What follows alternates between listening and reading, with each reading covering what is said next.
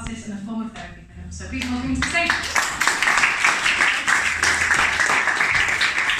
Hi, welcome. My name is Chris. I live in Rotherham and I work here at Sheffield, and it's my first time ever attending an event like this. This is my poem Numbers, and it's not a particularly happy poem. It's about suicide and mental health. A little while ago, I read some startling facts. Some figures got stuck in my head and I just can't seem to get them back. I read some sobering statistic that to me seemed just sadistic, but the more I think about it, it seemed indicative of self. And I need to speak to you today about our mental health. So according to these numbers, and I really wish these weren't facts, but they were printed in our consciousness by these poor people's acts. So according to these figures, 1 in 8 of us has tried at one time or another to take our precious lives. And if that one doesn't blow your mind, try this one for size. The biggest cause of death in men today is suicide. Can you hear me down the back? Because I said suicide, not homicide or even heart attack. And we just face this epidemic, apathetic on our backs. And don't tell me to calm down, and don't you dare tell me to relax, because I am angry. And I'm offended by these catastrophic facts because we should have seen it coming. I mean, we even saw the cracks.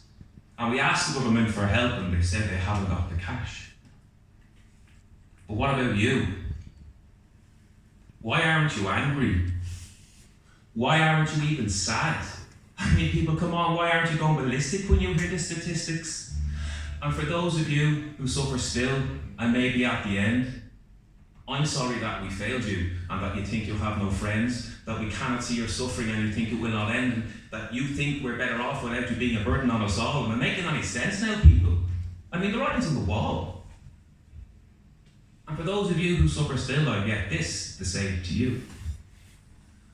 I know what it feels like to have that black dog on your back when you're trying to make him sit, but he only will attack. And I know what it feels like to be sitting in the dark when you're trying to find a light but you can barely see a spark.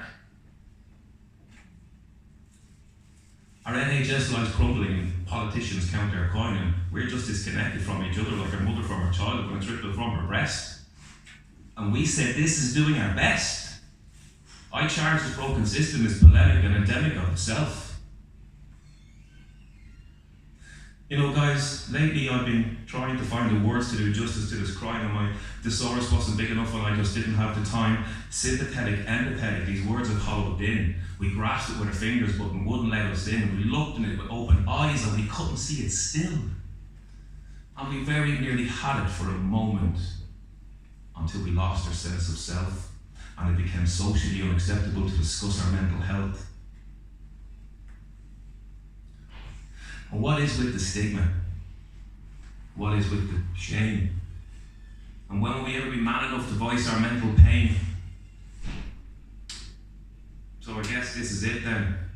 We've reached our epidemic, this bubonic of our time. I mean, the tipping point has come and gone. It's lost the space and time.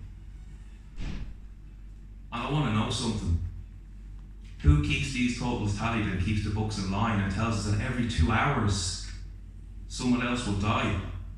What the hell is going on here? Have we lost our bloody minds? And I also want to know if this is just a tragic game of numbers. Is there even such thing as a highest score?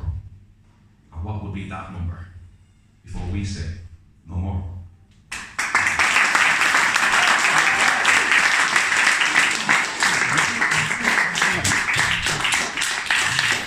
Oh, wait.